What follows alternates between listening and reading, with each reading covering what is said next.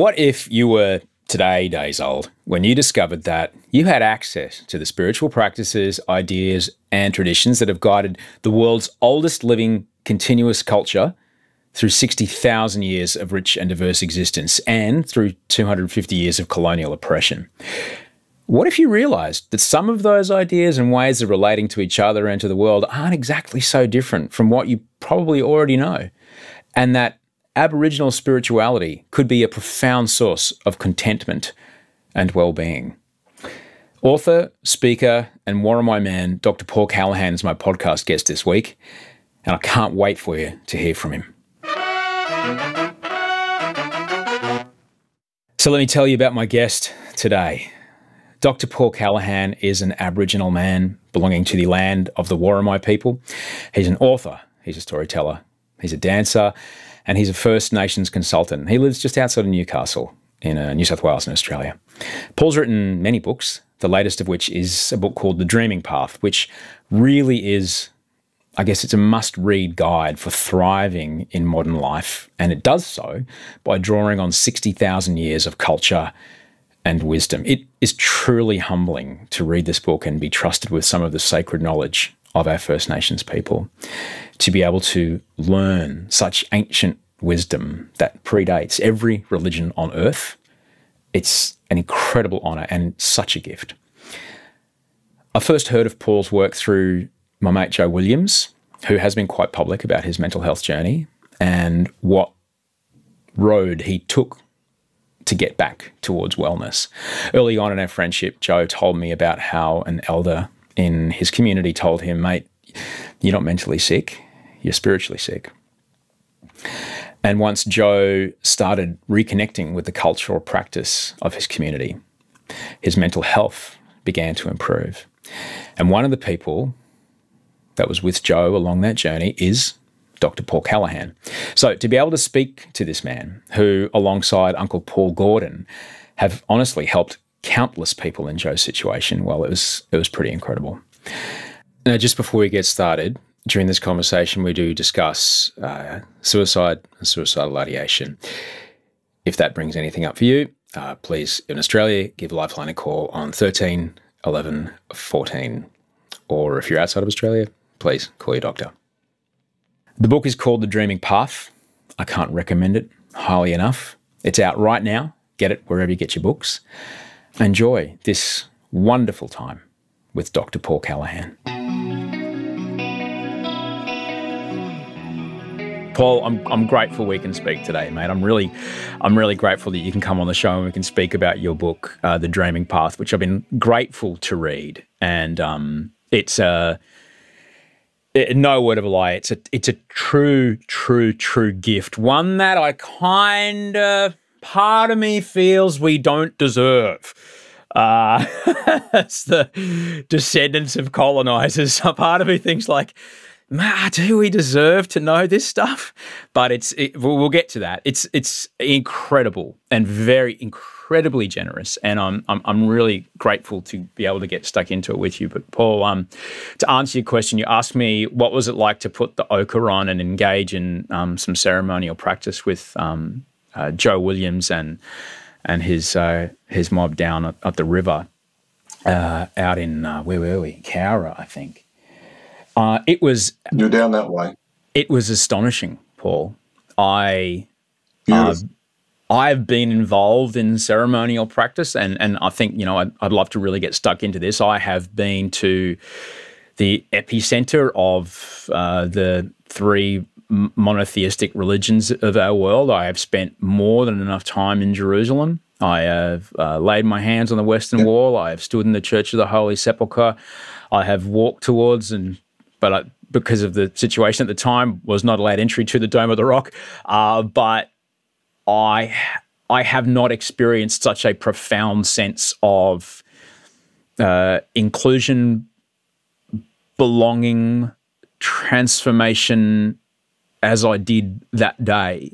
Because the thing that happened that day, the part of this footage exists in the SBS documentary that I made called A Matter of Life and Death.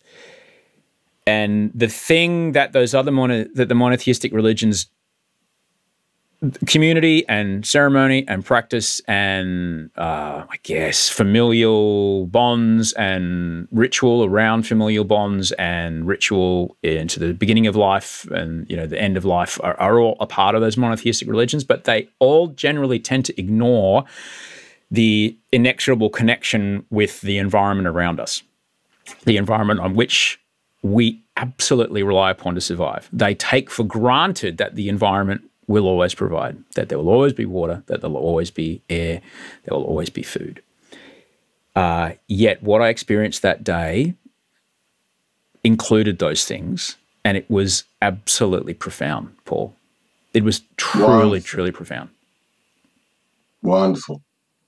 And when you put that ochre on, that's you connecting with the mother as well. So not only did you feel it spiritually, but when you put that ochre on, it's very sacred. It's a very sacred thing. And that's you being connected and being one. And I'm just really pleased that you felt that. And I guess one of the reasons I wrote this book is I really wanted to put my arms out and welcome people to have that same experience. And I don't know if Joe explained it, but the way our old people describe it is the earth is our mother. And they say, if you think about a human mother, when the baby is yet to be born, that baby is inside the mother's belly. And the baby doesn't have to worry about anything. The baby's nurtured, the baby's loved, the baby's cared for. And they say in the same way, if we care for the Mother Earth, if we love our mother, if we learn about our mother, if we listen to our mother, if we dance for our mother, if we sing for our mother, she will always give us what we need. And that's the way it was since the beginning for our people. They knew the heartbeat of the mother. They knew where she would provide the food. And they walked in harmony every minute of every day, mindfully giving thanks. And that's part of the experience you felt. And I guess part of that is think about what a different world we would have if we walked our footsteps with the mother, with love, where we felt that love all the time and knew that we were loved and that we didn't have to worry about anything, because everything we need is around us if we're willing to listen and also share. The research shows that there are enough goods and resources throughout the world for everybody to live a life of well-being. We just don't have the capacity for some reason to enable that to happen. That truly is. And, you know, I guess my path towards that came when it's been 25 years since I stopped eating kind of meat. I stopped eating eggs in 2002, but it was always, for me, Paul, it came on to be a compassionate thing. But for me, it was like, this is food and water that we are using to feed livestock that we could feed hungry people with. There is more than enough. We are producing more than enough calories and more than enough clean water to feed everyone. No one should be hungry. This doesn't make sense to me. And this imbalance between and there's almost this separation that I guess the laws and practices that have developed out of nations built on the tenets of particularly Christianity, where it sees the person as separate from the rest of the world. I think we're starting to really butt up against that, man. Yeah. I mean, the creation story, and there are different creation stories throughout the country, but they all say similar things.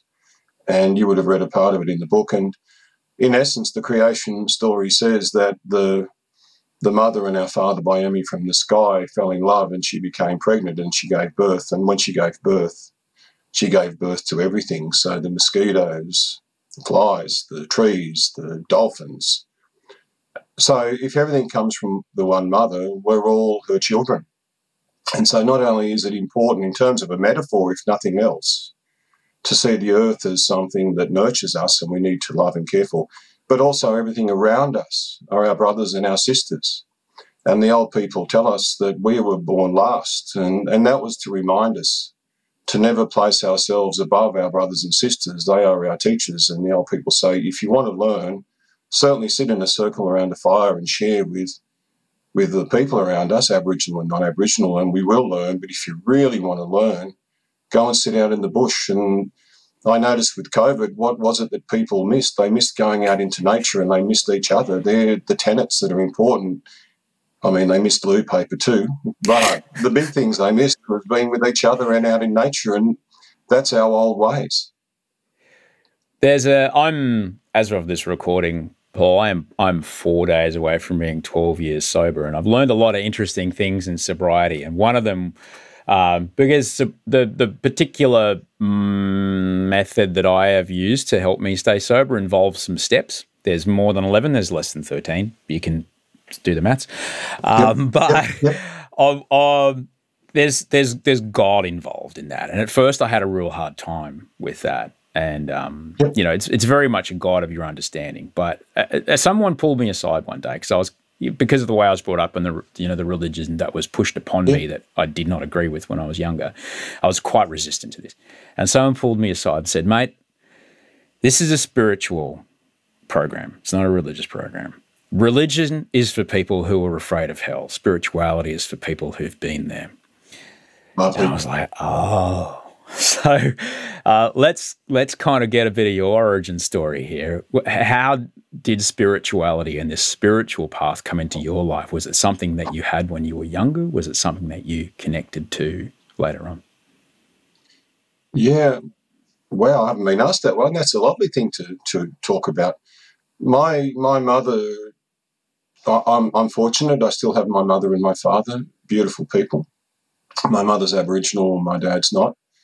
My mother's very connected to the church. My father loves to go to church to support my mother, but I wouldn't say he's a practicing Christian, but he's very Christian in his acts. He's very caring and he shares, whereas my mother really does follow the texts. So I grew up with my mother sharing things, but also when I grew up, they bought a lot of the different magazines that were circulated at the time and still are.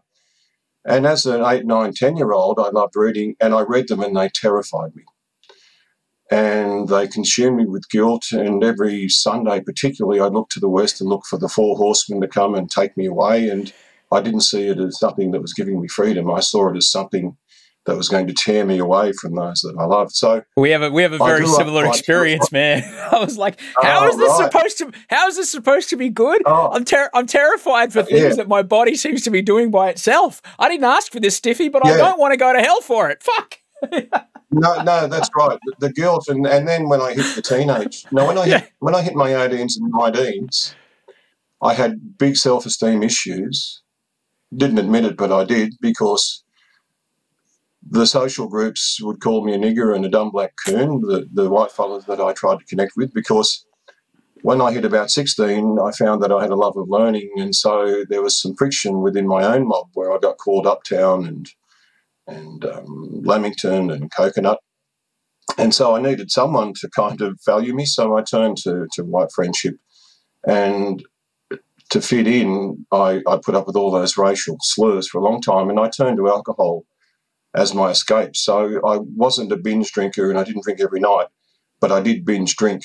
So Saturday nights after footy, I would just write myself off because I couldn't get girls to go out with me, even though I thought I was quite a nice person. And that stayed with me until my breakdown in my mid-30s. So all that guilt consumed me. I tried to be the perfect person, and a lot of it was to do with my guilt at not passing all the tests, and particularly with alcohol, where I remember coming home one night and there was a group of fellowship people and they stared at me, and I felt it. And I said to Mum later, and they didn't mean anything by it, but I said, "What was that about?" She said, "We're all praying for your soul because you're going down the evil path." And even when I started to embrace my culture, and that was a beautiful thing, I had my breakdown in my mid-30s where I was suicidal and I nearly did it, but a thought or an angel, whatever, I don't know what you would call it, but a random thought came to me as I was about to that said, "You don't have to do this. You can prove the system wrong and actually heal yourself and help others." And so I thought, yeah, I'll do that. And a few years later, I got taken bush and started the cultural journey. And I was told, "Don't do that. That's the devil's work. You'll get cancer, you'll die," by some Aboriginal people. And by other Aboriginal people, I was told it was all lies. There are people just trying to steal from you. They're all making it up. But I went there because I was searching for meaning. And in between all of that, I read a lot of different spiritual texts from throughout the world, and I found they helped me. None of them gave me everything I wanted, but there was a universality in terms of some of the really good tips of how to live your life. And when I started going bush, I was given access to this amazing book of knowledge that had similarities to some of the other things I'd read, but also some differences. And in hindsight, when I look back, when people say to me, because since the release of this book, I've had mostly really positive feedback, but occasionally people say, oh, same old, and what's so different about your stuff? And it's very cynical. And in a way, when I thought about it, it is a bit the same, because wisdom is wisdom, and it's across the world, because Indigenous peoples aren't just from Australia, they're from everywhere, and they all had amazing wisdom. But the stuff that I've got in the book is from the world's oldest living culture of this land. And I know it works because it's changed my life, but it's not meant to sit separate to other wisdom. It's meant to sit beside it, because I can sit with you, Osher, out bush, and I don't have to be the font of wisdom. You can be too, and then we'll bring others, and they will be too. And guess what? We all learn together. We don't fight to say who's got the best story or the most knowledge. And that is something, hopefully, you've picked up, that Aboriginal people, we harvest learning and we harvest story. We don't judge and say mine's better than yours. We say, well, that's really good. Jesus sounds like a good fellow. And we need to follow those practices. But our spirituality is based on love. So the old people say we are conceived in love, we are born in love, we live in love, and we go back to love.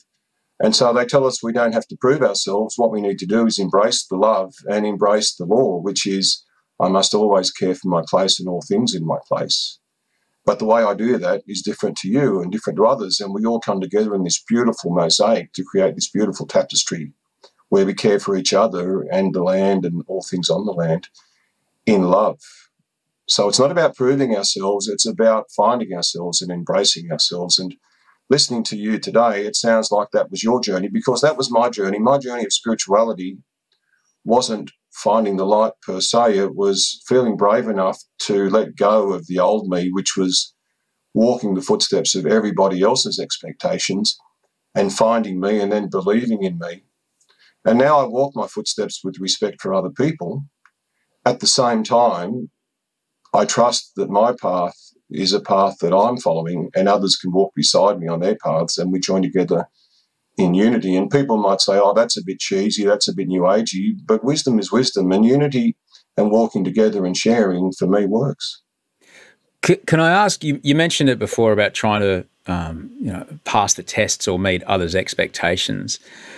The acquisition of stuff as a measure of success has been colossal since, I guess, mass production, the Industrial Revolution. Like, because I drive this car, therefore I am this person. Or because I wear this particular brand of shoes, therefore I am this person.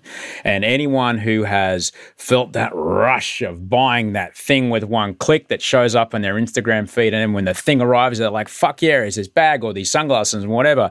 And then the second sunny day you wear them and go, where's my sunglasses? Oh, we'll just wear these ones. Like, it doesn't matter. It's now just a bit of metal and plastic that's going to be landfill in a couple of years from now. Did you find yourself like hungry hippos, just trying to get all the stuff, hoping that if I get all the stuff, if I have all the things, it will be better?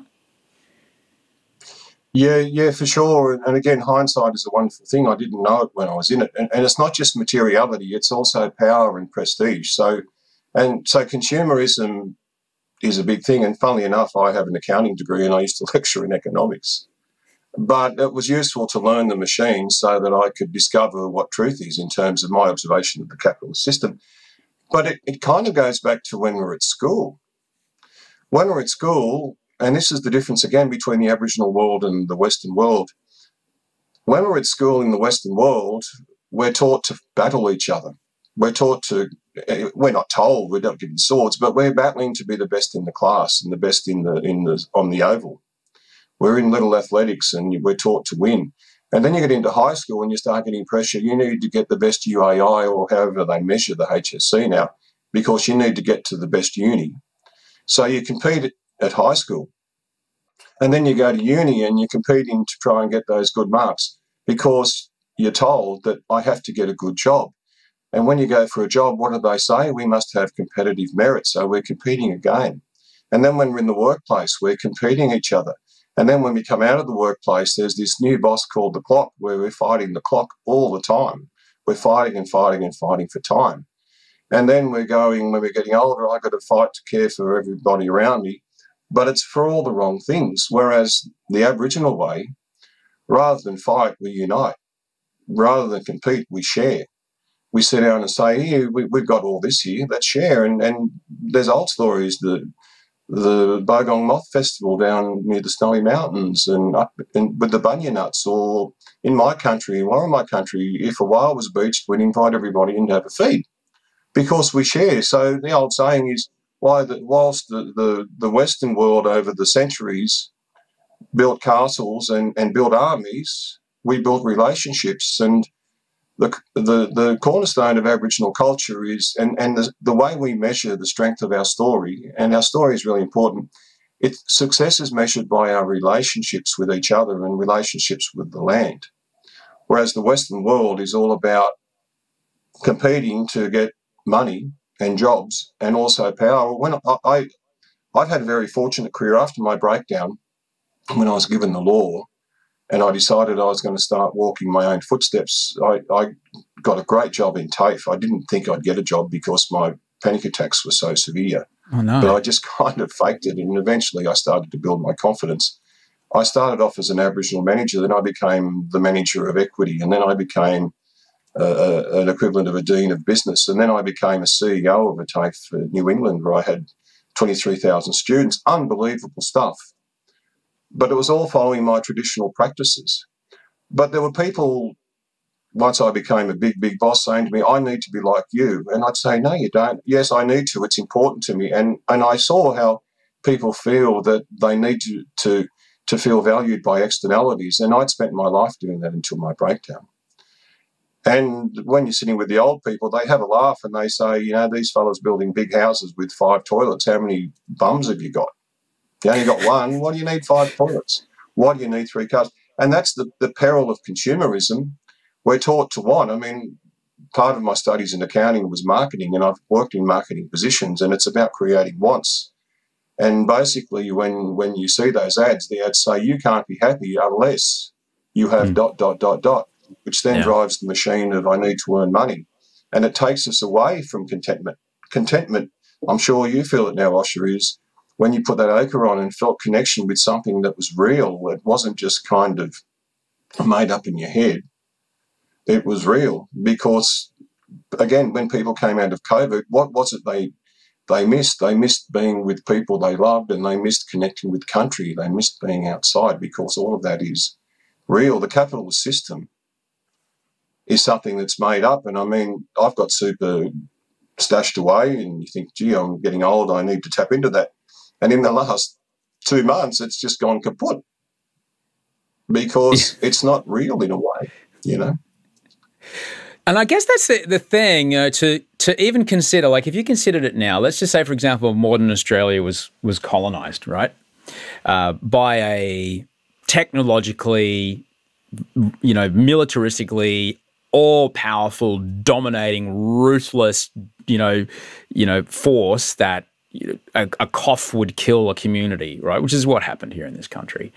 And that those colonizers came in with, all you guys want stuff, no more stuff. It's just looking after each other. Like, to have these values imposed upon the momentum of 60,000 years of culture, suddenly it's like, all that doesn't matter. You only matter if you own this thing.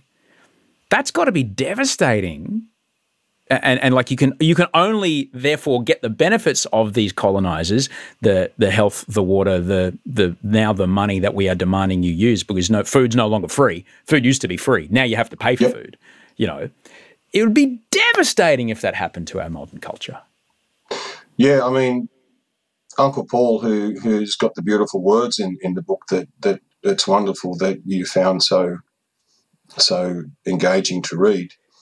He's an amazing man, and there's a lot of stuff beyond the words in the book that he's shared with me. And when he was young, in his 20s, he spent some time up in a community on the border of Northern Territory and Western Australia. So you can imagine it would have been desert where all the explorers died and where we would die.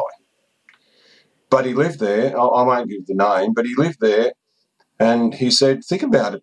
Those people have lived there since the beginning, and science says anywhere between 60 and 200,000 years, but let's just say in our way, the beginning. Now, they could have all packed up and marched 3 weeks west and been on the Broome coastline and been eating lobsters and all sorts of yummy things, which we go, yeah, that's the go.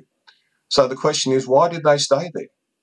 And the answer is because they loved where they were, because they knew the country so well. It gave them all they needed. But what happened in that community in the 80s was government came in and said, you can't go wandering around like savages. We need to educate your children. Now, the reason our people walked country was so they didn't decimate any one place, because things need to be supported in a cycle that they can live. But they got told, no, you must sit in one place, and they were forced to live in one place, and so they quickly ate out all the food, and there was no wood for fires. So the government said, oh, my goodness me, we built you a school, but you got no food, we better build you a shop. And they filled it full of chips and Coke. Yeah. And then the people said, well, how do we get things from the shop? Oh, we better give you money. Oh, we better put in a road from Alice Springs so that we can get trucks in all weather to fill the shop so that you can use your money to buy the food that's unhealthy for you. Then after a period of time, a Prime Minister came in not that long ago and said, hey, you outposts are too expensive and you're all sick. You're all dying at 40. You used to live to 100, but now you're no good. You're a problem. But where did the problem come from? The problem came from people coming in thinking they knew our story and they knew better rather than listening. And that's what you just explained, Osher. When you have things forced upon you, it can even be done in love and good intent. But if you don't know the story of who you're trying to help, then you might get it wrong. You might get it right, but you might get it wrong. And so our way of living suited our needs because we knew our country and we didn't overpopulate. And it doesn't take too much research to understand that these practices of feeding yourself and storing food for the future have been going for thousands and thousands and thousands of years. And the idea of, yeah, we'll spend 3 weeks here in the desert, knowing that we're a couple of, 10 sleeps, 20 sleeps walk away from abundant fish and crays and stuff. But we're spending this time here because we know that when we come back for the next season, there'll be food here again. And if we leave too early, it won't be right. Because we've got to, and the farming practices didn't look like European farming practices.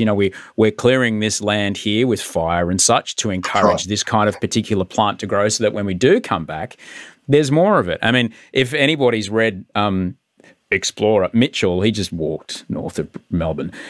Mitchell stayed alive by raiding grain stores that have been sitting there, because people are like, right, we're going to have a corroboree here next time the moon's in this spot. We're going to just keep putting food here so that when there's 300 people here, we'll have enough food. Beauty.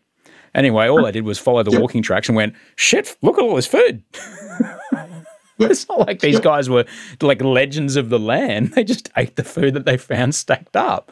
And it's... Yeah, well, culture's kind of common sense. I mean, when people hear Paul speak or me speak, or when they read my book or our book, they kind of say, but this is simple. Well, sometimes the profound is in the simple, and sometimes the wisdom is in the common sense. There's a difference between knowledge and wisdom. Anyone can be given knowledge, but then to transfer that into something useful is what wisdom is about.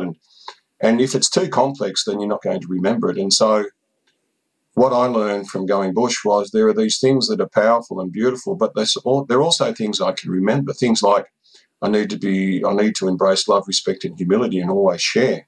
That you go, well, that can't be that big a change in my life. But if you do those 4 things, you'll find that life becomes pretty easy. It becomes one of gratitude because you're respecting what you've been given rather than jealousy and want, where you're going, oh, I'm missing all these things, and you get caught up in the when-then syndrome.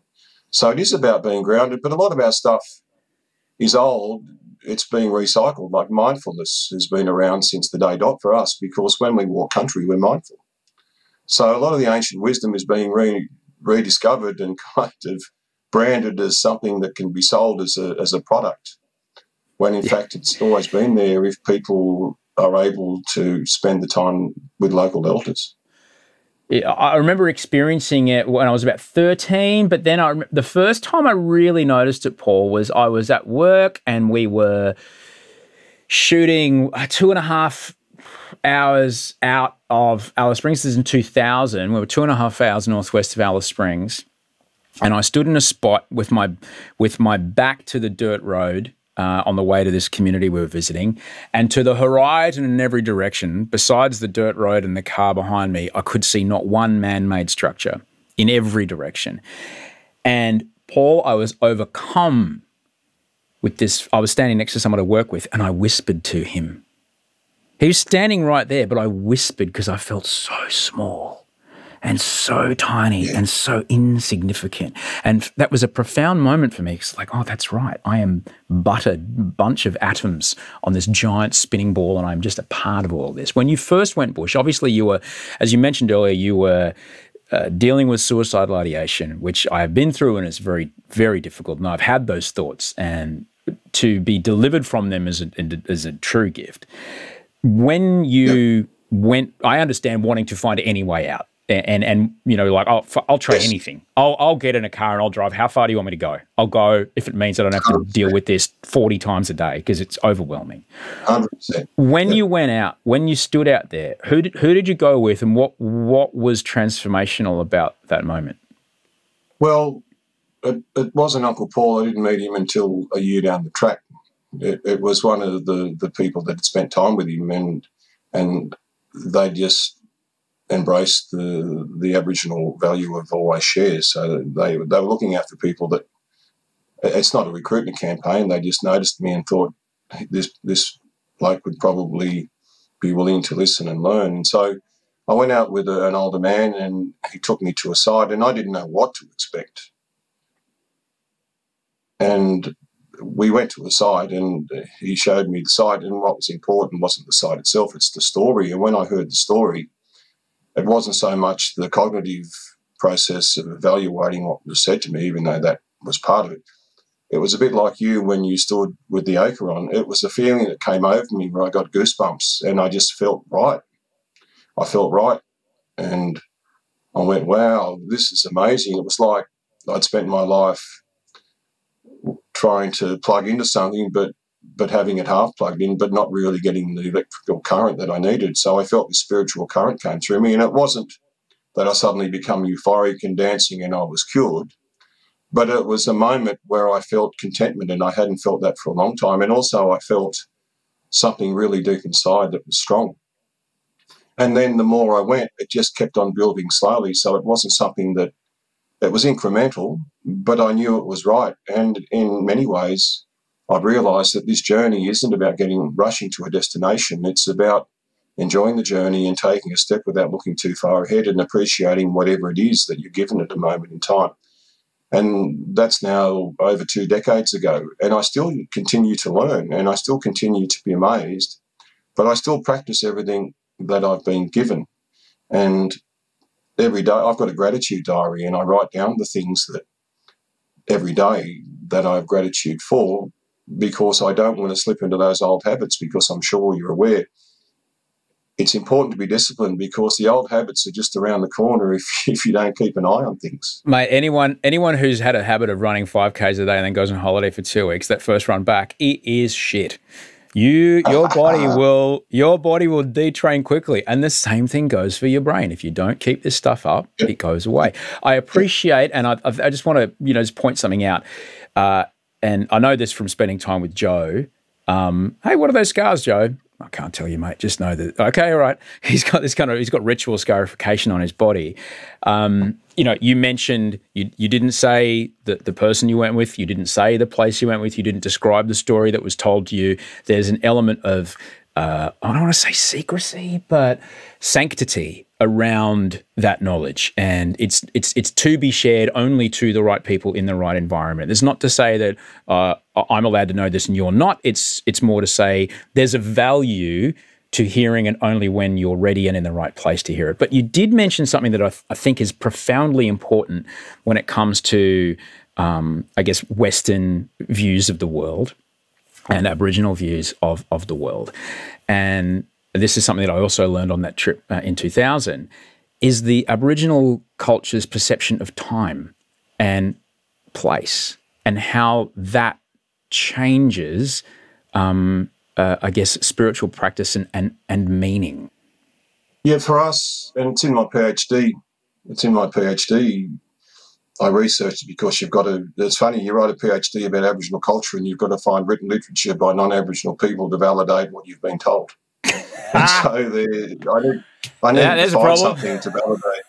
Yeah, well, the last part of my PhD, I actually talk about cultural unsafety and dominant culture academic practice and how it's quite inappropriate.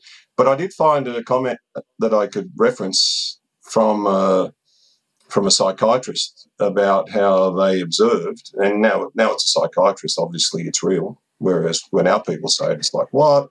So they actually confirmed what we always know, and that is for Aboriginal people, time is non-linear. There's no such thing as past, present and future in the way we see things. It's cyclical and it goes in and out, and that's a problem for me because part of my PhD, I wrote a novel and the literary purists were getting really cranky with me because they said, you haven't anchored the setting in time. And I thought about that and I went, yeah, I haven't, because when I tell Dreamtime stories, all we say is in the beginning and then we just into it. We don't actually say, and 2 days later, in came the goanna, and 3 days later, in came a clever man, because we don't think about time that way. Because time for us is about being in the moment. And it moves backwards and forwards. And I've actually experienced it. And we've all experienced it. I mean, Einstein called it relativity. It's all relative. I mean, the only way time becomes linear is when you get a calendar and you sit down with a clock and you start measuring it. But otherwise, you and I have been in meetings, no doubt, Osher, where time seems like every minute is an hour. And we've been other places where time just goes by and you go, wow, I can't believe 2 hours has gone. And then in our mind, we go backwards and forwards, we hear music, we relive memories, and that just gets extended when we go out to sites. Time moves. It goes in all sorts of places. And I've been somewhere near where you had an amazing experience up in Northern Territory. I was at a conference up there around about the same time, actually, and about 2000. And when the conference finished, I just hired a car and I just took off and drove for a couple of hours northwest. And I stood in this place similar to you where I just looked everywhere and couldn't see anything. But because I'd been going bush, it was one of the most amazingly beautiful experiences I've ever had, because I felt the word I used when I came back home and told my wife, I said, I felt the ancientness. I don't feel that on the coast that much because it's so consumed and polluted by busyness and noise. But out there, I felt the ancient and I felt timelessness and I felt privileged that I was part of that. And yes, I was a speck, but I am. I'm part of it. I mean, looking at the statistics, it taps into what our old people say. If you toss a coin, the chances are 1 in 2 that you'll get a heads or tails. The chances of winning lotto is 1 in 2 with 8 zeros after it. But the chance of being born is 1 in 6 with 100 zeros after it. Just imagine a 1 in 6 with 100 zeros. That's the chance of being born, and yet we are. So the probability of being born is almost impossible, and yet we are. And that's why our old people say we're born in love and we're born for a reason. And so they also say when we leave this world behind, all we leave behind is our story, so make it the best story possible. And that's the challenge. What is our story? What is the best story possible?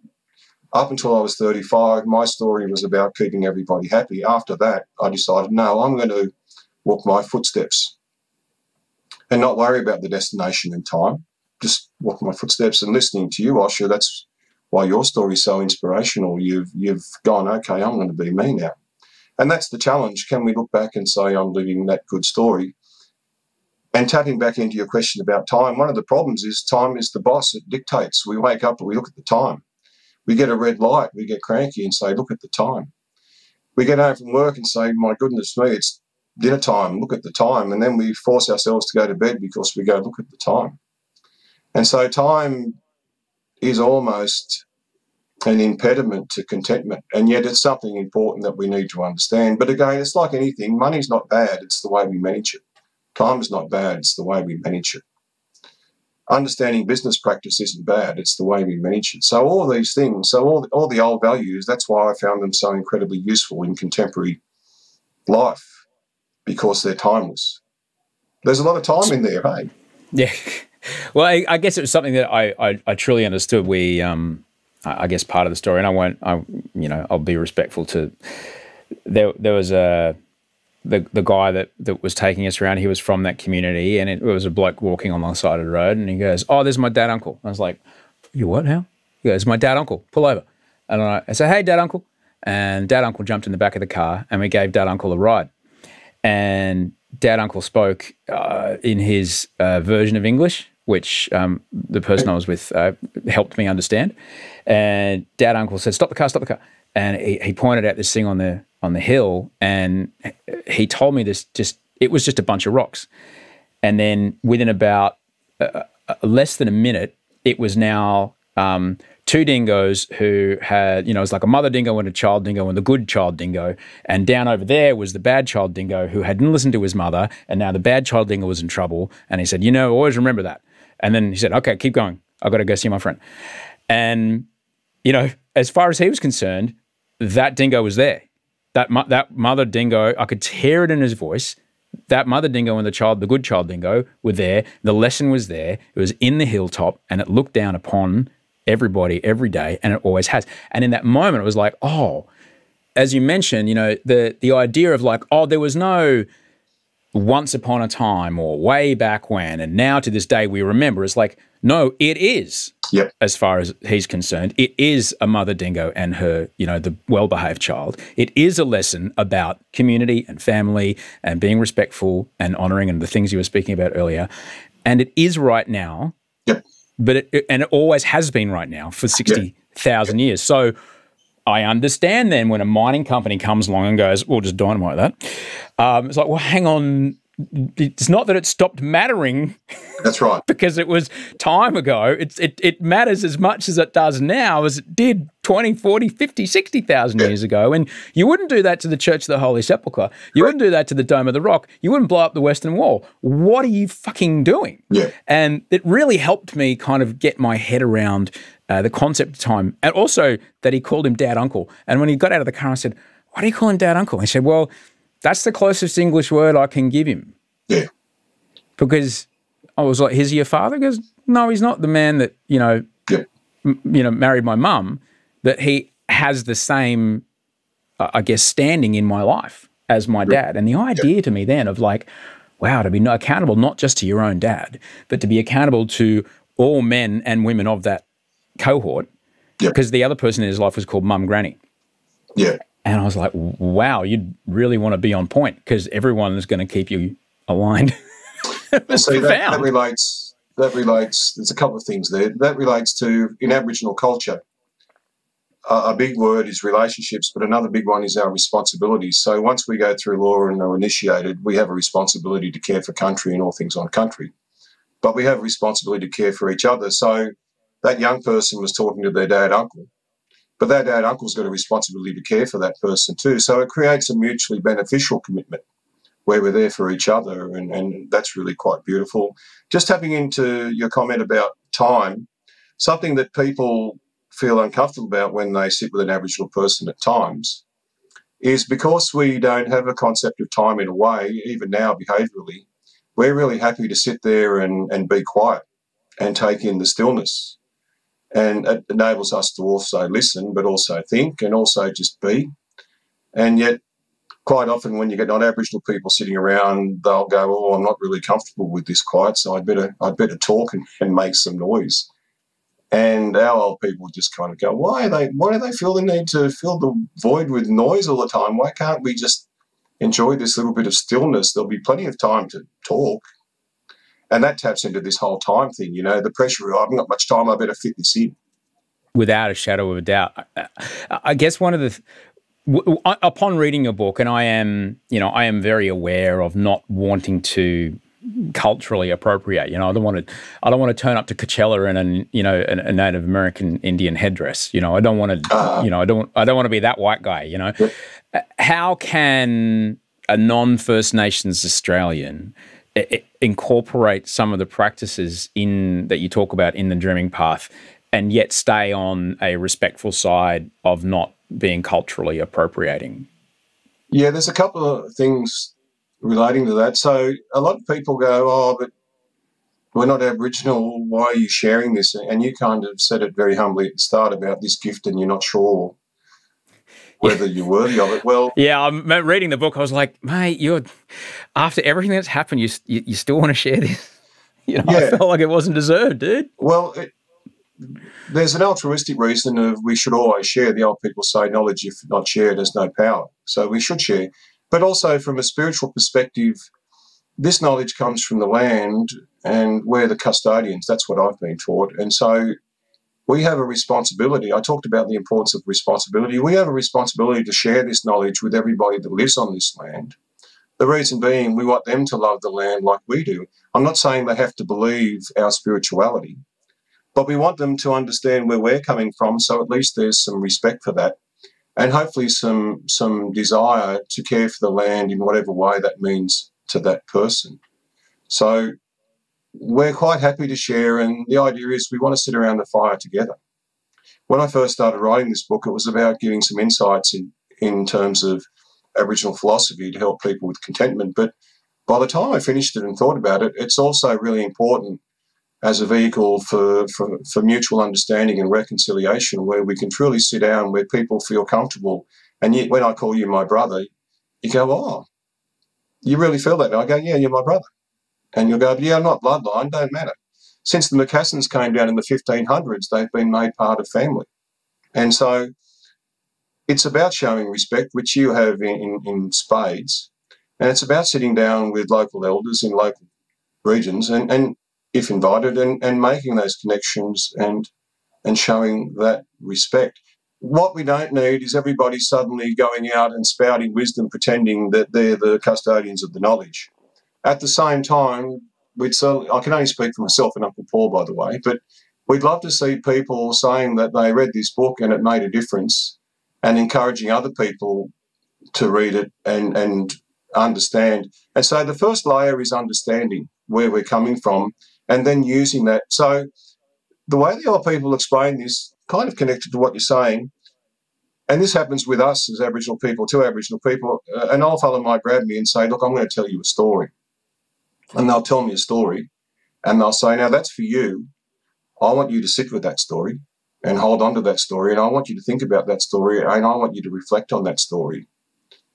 And then at a point in time, if I see that old fellow again, you might say, okay, now you can share that. Because what he wants is for me to sit down and synthesise what I've been given so that I learn and grow, rather than just rush off and pass the buck so I can be seen. And so they want us to be humble about what we've learned, but also at some point they'll say, yeah, you can share this. So with all these learnings, I guess the first step for me in terms of the book is we're hoping that people will read it and use it within themselves. And then when the time feels right, when they think they've kind of got some of the understandings and used them a bit, and then we'd be okay for people to share that. What we don't want is people suddenly standing on the corner preaching, saying, chapter 4, I'm the knowledge owner, you need to listen to me. What we'd sooner have is people reflect and use it, and then share that in a humble way with others where appropriate. And certainly chapter 8 about leadership, that's something I think me and Uncle Paul are pretty keen for people to think about pretty quickly, because across the world we're seeing the sadness in Ukraine, where there's just totally a total opposition to what we would think is good leadership and the law. The law's been broken, because leadership in our way is caring for our place and all things in our place for our children's children's children's children. And we have governments that are elected and all they're focused on is their 3-year cycles of popularity, and they're not necessarily looking and they don't really know what they're doing. So we need people to have responsibility. So I've given you a convoluted answer, but we want people to read and reflect and understand, and then start to share how they're feeling about that. And when appropriate, and each of us is different, someone like yourself would pick this up pretty quickly, but share it. But our old people, what we're also big on is, if I'm given a dance and given permission to share that dance, acknowledge where that comes from. So the things that we've put in the book, it's there to be shared, but it's there to be shared in a humble way, not an egotistical way. But it's something that is to be shared. Once the person has listened and believes that they're comfortable with what's in there. I guess what really struck me, and this was in spending time with Joe Williams, you know, if you get, and I know this because I know someone who if you ever get admitted to a psych ward, and it happens if you have really poor mental health, getting admitted to a psych ward is something that can be in your part of life. And I recommend it because I haven't been through it, but it'll save your life. But the first thing they do is they get your sleep right. Then they get you eating right. Then they get you moving right. They make sure your meds are right, but then they also get you talking right and thinking right. And because these things can all get so out of balance and get you down these spirals, and you don't need much time, maybe 30 days, and then you're kind of back on track. But what I found really interesting with Joe and describing the spiritual practice is the day-to-day melding of spiritual practice kind of molded into this is also how we feed and clothe and look after and care for ourselves and our country. There is movement in there. There is connection with each other in there. Yeah. There is sleep in there. There is routine in there. These practices that almost ensure a good mental health space are baked in to the day-to-day life of cultural practice. And I found that absolutely fascinating. Yeah, I mean, traditionally, our old people walk 20 Ks a day, and it wasn't walkabout. It was connecting to country. Got stuff to do, man. Kids are hungry. Well, actually, our people only did what you would call work to live on the coast in my country, or in my country, for about half an hour a day, and inland and at about 2 hours. So the rest of the time was sleeping and sitting down and sharing or educating. And educating was quite complex, and it was done by walking country. And that story you were told about the rocks and the dingoes, that would happen almost daily, where you'd be taking young ones, but also showing them technical skills, how to make a spear, how to hunt, all those things. So the learning process, everything that you've just said, it's all interrelated. So learning wasn't a separate thing where you go and sit in a box and get told this is the curriculum today. And I did some mapping of that because I have an education background, and I found that all the best practice in pedagogy and education these days was around for 60,000 years, because it's all interrelated. And yes, mind, body and spirit, they're all interwoven. And the old people say, and I when I'm talking to people, they'll say, oh, I'm going so good, brother. I'm doing the gym 4 days a week, and I've cut out on my food, and I'm meditating. And so quite often when people decide they do the New Year's thing and I'm going to get my shit together, they'll do that. But then I'll say, so what are you doing for your spirit? And they'll look at me aghast and agape and go, what do you mean? And I'll say, whatever you believe in, whether it's something in terms of a deity or a practice, or whether it might be something bigger than you, it might be your family. What do you do to nurture that? And they'll go, well, don't do anything. And I said, well, in our way, you're not going to be well. It might be just sitting on the beach every now and then, or it might be going out in the backyard and noticing what's flowering or rubbing your feet in the grass. But there's something there in our way that needs to be done. So it's about integrating mind, body and spirit. And that taps into the Aboriginal definition of well-being, which is our well-being is based on mind, body and spirit, but also of all of us. So if one of us is not well, none of us are well, because no one can be left behind. So in the traditional world, we all need to be well. In this world now, we need Aboriginal and non-Aboriginal people to be well. Now, we know from the socio-economic data, Aboriginal people are impoverished in all sorts of data sets. But in our way, we also look at the non-Aboriginal world in Australia and say, there are people with drug and alcohol problems, there are people chasing the clock, there are people chasing money. Not everyone, but a lot of people for the wrong reasons, and they're not living good stories, so they're not well, so we need to help them too. We need to help each other. And when we help each other, then we all find this wellness, but also we need to make sure the land is well. And so that's big responsibility, and it's complex in a Western world where we have all these wonderful things like hot water. But they're discussions we need to have, because global warming is real and we need to get serious about it. Yeah. But we can have conversations without reverting to labels or stereotypes or say, all you blackfellas should go back to the Stone Age. Well, no, we can't go back to the Stone Age, and we were never in the Stone Age. But what we can do is harness the wisdom of the Aboriginal world, but also there's a lot of good stuff in the Western world, and there's a lot of good stuff in other areas that we can bring together and go, okay, what does this all mean, and how can we improve our lives and those around us? Yeah, it would be like saying, yeah, you wouldn't say to someone who's in manufacturing, okay, mate, well then you can no longer use the Kanban system, which was developed in Japan. You can no longer use that as part of your manufacturing process that the Toyota company made, in the 20s. No, people take cultural practices from all over the world and incorporate them to make their lives better. There is something in the book that you do talk about, and it almost kind of encapsulates a little bit of the day-to-day stuff that we talked about, as far as daily activities, and to remember, have you done these things every day? And I love an acronym. It helps you remember stuff. Yep. Helps you remember stuff. Yeah, it does. In the previously mentioned, sobriety team that I may or may not be a part of, they always talk about HALT. Don't let yourself get too hungry, angry, lonely, or tired. Oh, and right. if you can keep yourself out of those four spaces, you generally don't tend to not make dumb decisions or say stupid stuff to people you love. It doesn't work all the time, but you generally try to keep on top of that. But you in the book you talk about the TENSE routine, as in TENSE. Could you talk us through that and where its origins are from and how we might be able to use it day to day? I use that every day. I even used it last night because I was that excited about having the yarn with you. I couldn't take this to leave. So I'm at 1 a.m. doing the TENSE exercise to myself because of Osher. So I don't know where it came from really, Osher, other than that I've always been into mindfulness and I realised I'd done meditations and stuff, and I knew the power of the senses, our sensory input in terms of relaxation. And then I connected it and I realised that when Aboriginal people do things, that's what we're doing. We're connecting all the time. And so I thought, how can I, because you'll notice from reading the book, it's not just all Aboriginal philosophy, it's my lived experience and how I've brought together all the different things that I've used that have worked and found how that connects with Uncle Paul's words. And so with the TENSE exercise, to explain it to people, it's all of our senses, but it's a really easy thing to remember, so it's an easy thing to do. So T stands for tongue. And I wanted just to make an acronym to start with, and I thought, how can I fit the senses into an acronym? So T is for tongue, E is for eyes, N is for nose, S is for skin, and E is for our ears. And again, I even say myself, not tense. Now, what's first? Taste. So I'll remember everything I've eaten and relive it. So again, this timelessness. And it makes me feel good. It gets the endorphins going and I start to relax and my head starts to slow down. But I find E for eyes is, and you do it in this order, so I do it before I go to bed or if I can't get to sleep.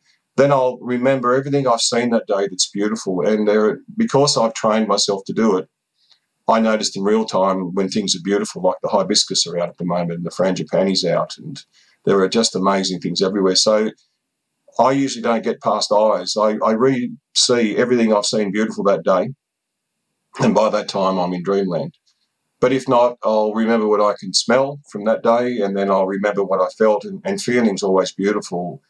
Cuddles from someone you love, the breeze on your skin, all that kind of stuff.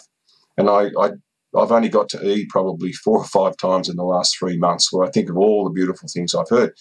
What that does is it puts you into the now when you fall asleep, or if you're getting ready for an interview or you're stressed about something, it grounds you in the now.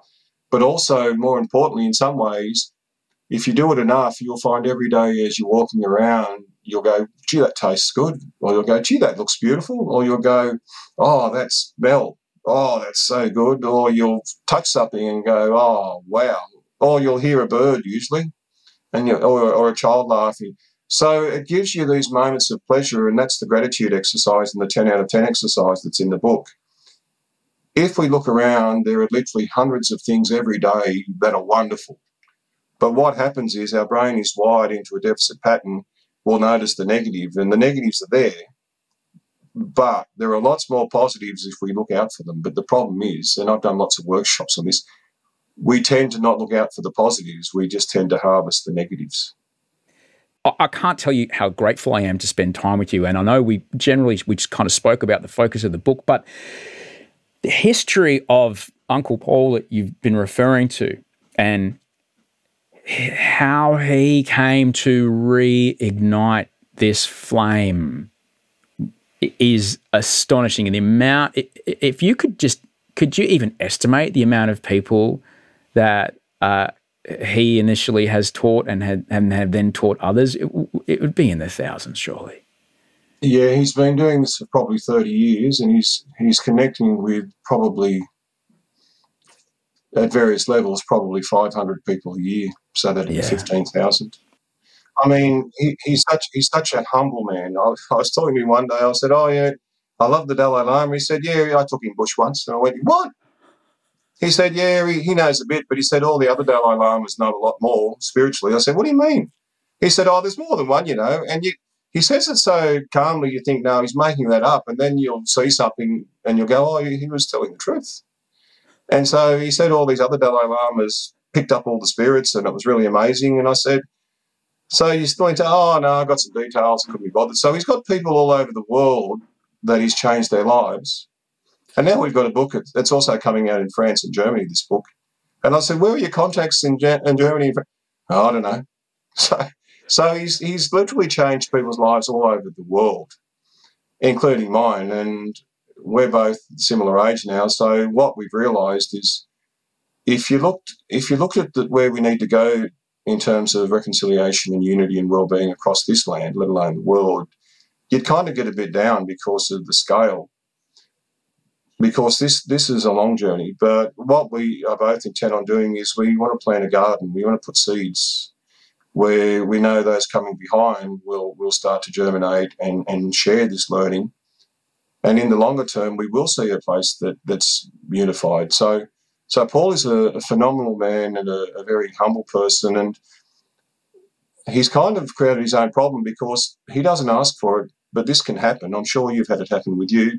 If you're not careful, people put you on a pedestal. They iconise you and say, oh, yeah, this person, they've got it all. And being humans, when we do something wrong, you can get criticised and suddenly the effigy is pulled down and people say, they're not what I thought. They're not the Messiah. No, they're naughty boys. So what Paul invariably says is don't follow the man, follow the law. It's not the messenger that's important. It's the words they're saying. And I love that in the latest rendition of The Star is Born when the lead character is sitting in a bar with Lady Gaga talking about singing. And he said, everyone in this bar has talent. He said, that's not what it's about. You've got to have something to say. And so that taps into we need to be walking our story, because if we're walking our footsteps, we'll have something to say that's beautiful and unique. We don't have to follow anybody else. And that goes back to my metaphor in the book that I'm sure that you saw visually in your head. And that is, I see too many people living in grey rather than in colour.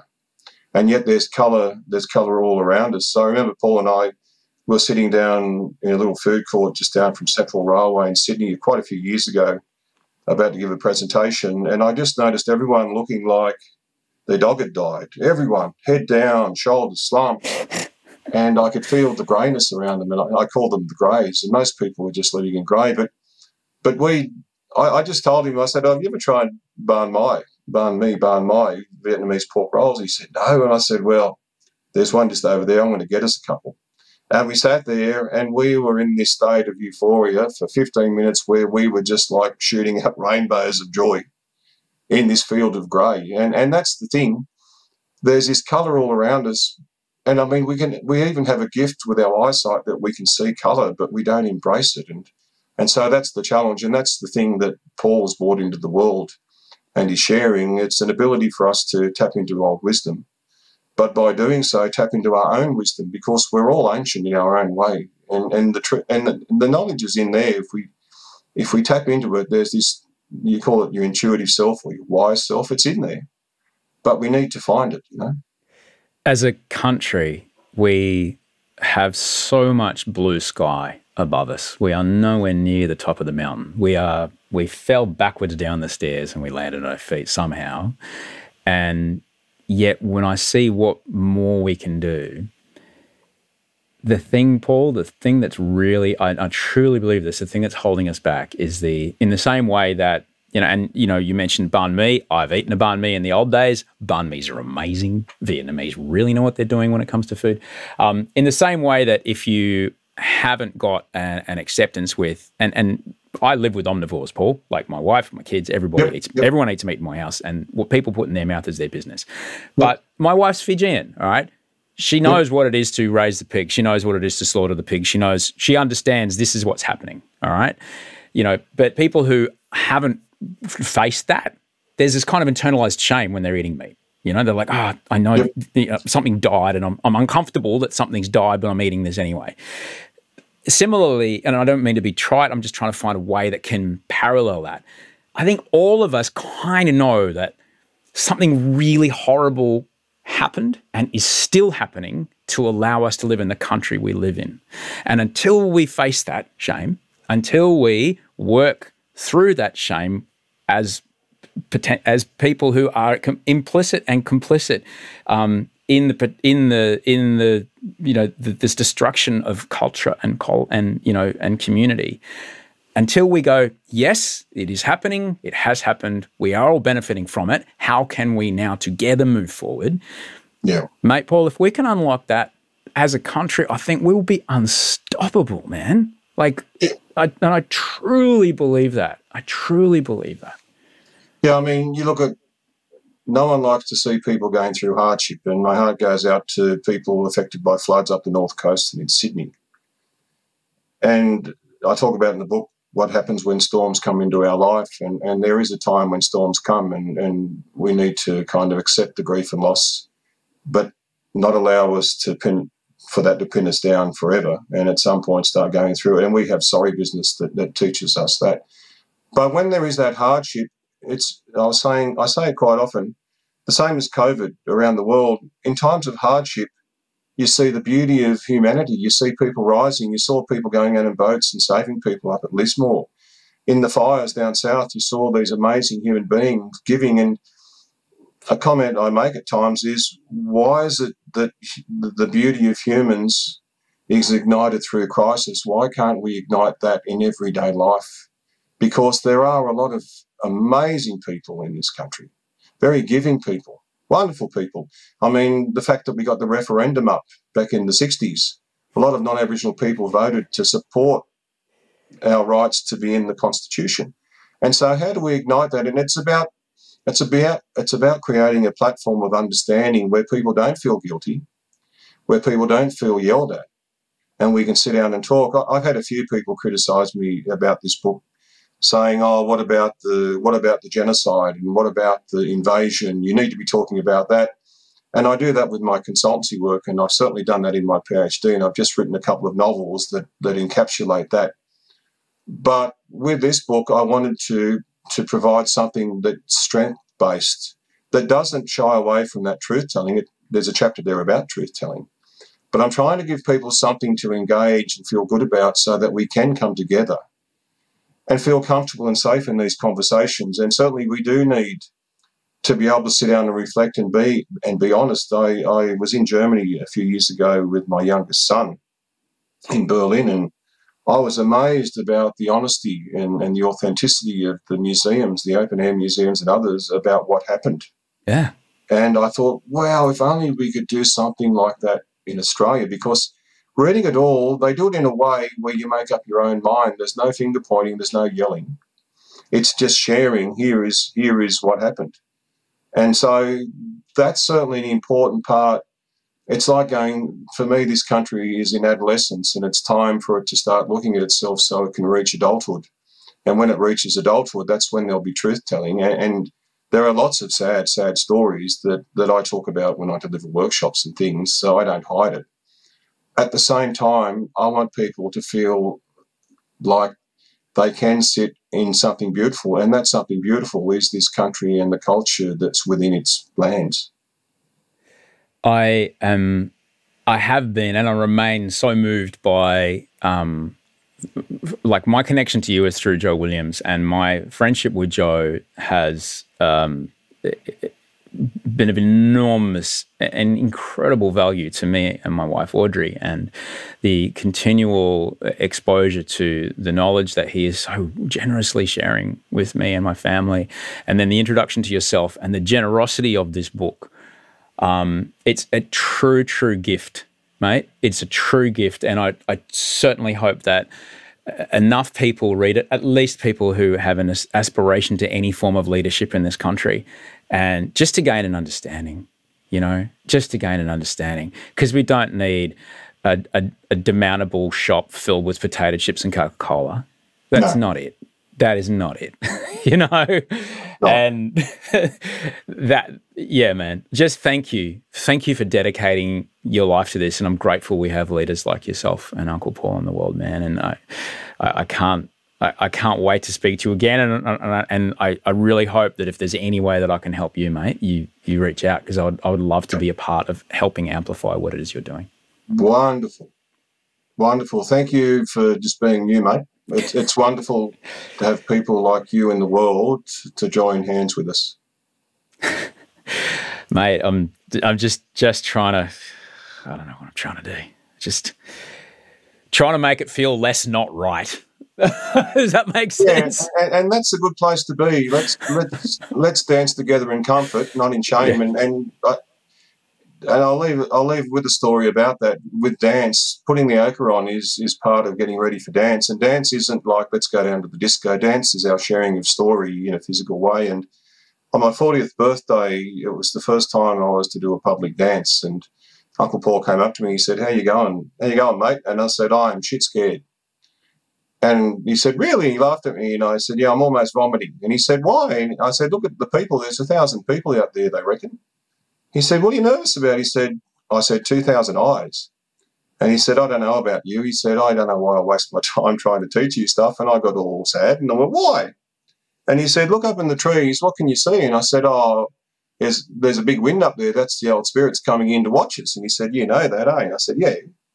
He said, "When you dance for them." He said, "You connect with them and you'll move exactly the way you need to. You move exactly the way you need to." He said, "You don't have to worry about the others. They can dance their way. It's not about being the best. It's about connecting and dancing for the right reasons." And I did. And that enabled me to let go of worrying about what other people think, because I got that understanding through the power of dance, of connecting with something bigger than me. And that's what this is about. I didn't dance with embarrassment anymore. I danced with love. And so I love what you said, Osher. It's about us coming together and dancing together in a way where we're not shamed, where we're not worried about who does the best kangaroo, because we're connected in story. And that's family, that's us, that's all of us into the future if we choose to. And everyone's welcome to that. Mate, every night when I put little Wolfie to sleep, I tell him a story about his day. And from now on, I'm going to include what he tasted, what he saw, what he smelled, what he felt, and what he heard. And I'm going to bring that in. I'm going to get that sensory remembrance into his brain early on. Mate, you've been the best. Thanks so much for your time, buddy. Thanks, mate. Have a good one.